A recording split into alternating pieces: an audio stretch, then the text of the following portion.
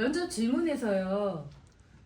AI 대신 당신을 선택해야 하는 이유를 세 가지 말해보세요 라는 질문을 받았을 때 어떻게 말하는 게 좋을까요? 일단 망했다고 봐야 됩니다.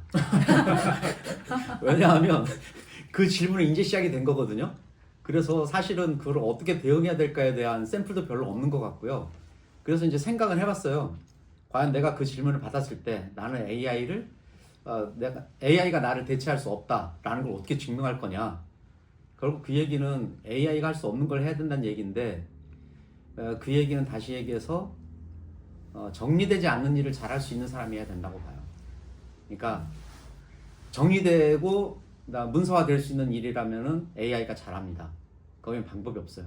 근데 우리가 하는 일 중에는 갑자기 튀어들어오고 갑자기 뭐 하던 게 중단이 되고 이런 급박한 상황이 벌어질 텐데 이런 상황에서 대처할 수 있다는 것을 설명해야 되지 않을까. 그런 그 얘기는 다시 들어가면 직무에 대한 이해도가 굉장히 중요하다고 생각을 합니다. 만약에 변호사 같은 경우라면은 변호사가 이제 판례를 찾는 변호사가 있는데 이 사람들에 대한 수요가 지금 줄어 있잖아요. 거의 안 뽑습니다. 이유는 AI가 다 해주기 때문에. 근데 그 직무의 성격을 보면은 있는 판례를 찾는 거란 말이에요. 그거는 뭐 AI를 당할 수가 없죠. 근데 일단 고객이 와가지고서 이렇게 저렇게 상담을 할 때 그 상담을 정리하고 이런 것들을 사실 AI가 쉽게 할 수는 없다고 봐요. 그럼 만약에 물류업이다. 물류업이 네. 지원하는 지원자다. 그러면은 AI 대신 당신을 선택해야 하는 이유를 세 가지 말해봐. 이랬을 때 어떻게 말하는 게 좋을까요? 이창현 선생님. 일단은 물류업을 포함해서 다른 업도 마찬가지긴 한데, 그러니까 AI만이 할 수, 아까 말씀하시긴 한데 반복이긴 하지만 어쨌든 AI만이 할 수 있는 것들이 강점이 있는 게 있고, 사람이 했을 때 명확하게 이렇게 더 장점을 발휘할 수 있는 분야들이 있는데, 사실 회사 일이라는 것들이 약간 물류업에 국한시켜서 얘기하기는 좀 지금은 사실 생각이 잘 안 나긴 하는데, 생각 잘 안 나시면 그런데 쉬셨다가 이게 현실이에요.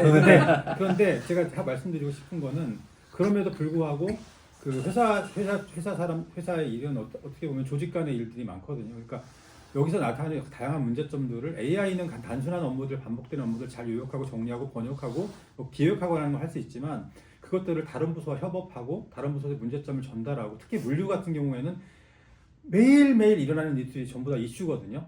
뭐 백오더가 발생했다, 뭐 딜리버리 문제가 발생했다, 클레임이 발생했다, 아니면은 뭐 생산이 늦어진다, 여러 가지 문제들이 물류에서 발생하는 이슈들인데, 뭐 자재 문제가 있다던가.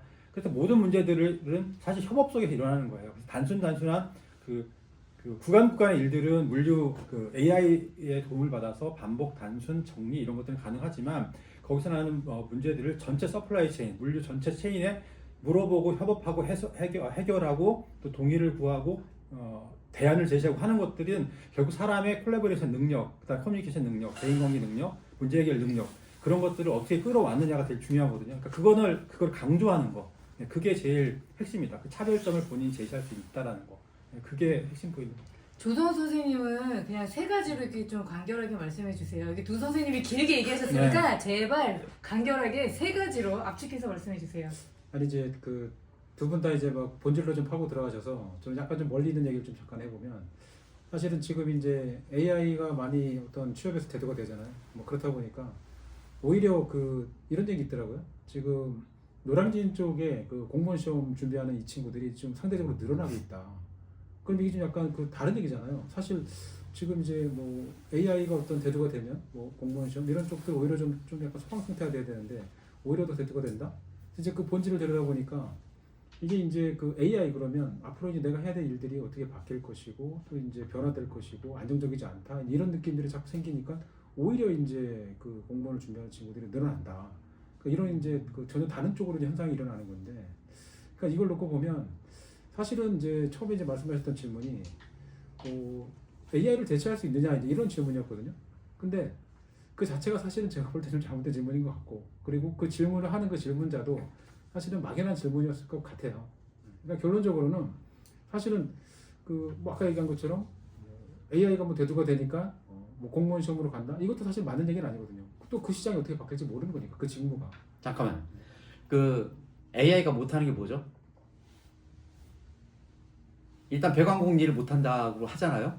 그러니까 정해지지 않은 일은 못하는 거죠. 네, 정해지지 않은 일. 그러니까 그 다음에 두 번째는 사람을 대면하는 일. 그러니까 정해지지 않은 일, 사람을 대면해야 될 일. 나 민원 같은 일 발생하면은 사실은 AI는 감당을 못할 것 같아요. 그러니까 업무 중에서 이렇게 분석을 해본 다음에 AI가 잘하는 거 얘기해주고 AI가 못하는 거 얘기해주고 그래서 나는 AI를 잘 활용해서 AI가 못하는 쪽에 강점을 가지고 일을 하겠다. 아마 이렇게 얘기를 해야 되지 않을까 이런 생각이 듭니다.